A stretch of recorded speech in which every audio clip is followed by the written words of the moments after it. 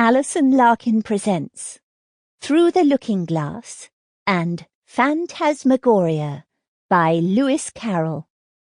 Narrated by Alison Larkin.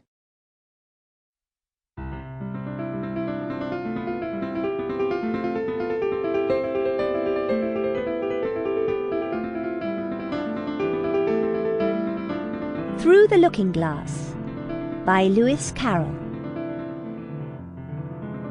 Chapter 1. Looking-Glass House. One thing was certain, that the white kitten had had nothing to do with it. It was the black kitten's fault entirely.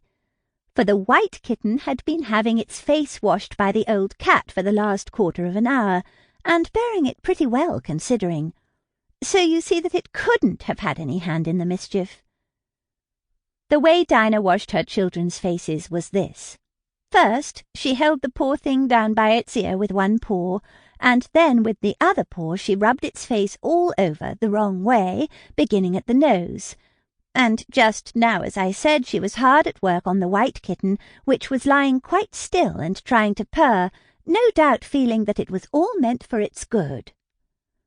But the black kitten had been finished with earlier in the afternoon, and so, while Alice was sitting curled up in a corner of the great armchair, half talking to herself and half asleep, the kitten had been having a grand game of romps with the ball of worsted Alice had been trying to wind up, and had been rolling it up and down till it had all come undone again.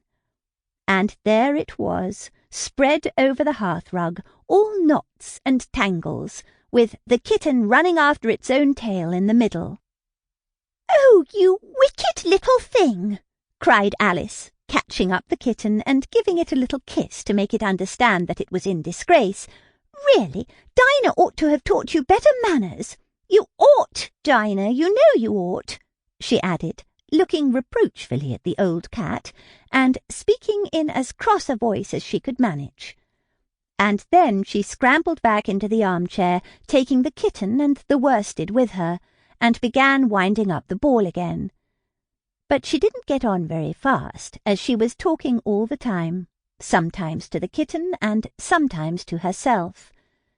Kitty sat very demurely on her knee, pretending to watch the progress of the winding, and now and then putting out one paw and gently touching the ball, as if it would be glad to help if it might. "Do you know what tomorrow is, Kitty?" Alice began. "You'd have guessed if you'd been up in the window with me. Oh, Sample complete. Ready to continue?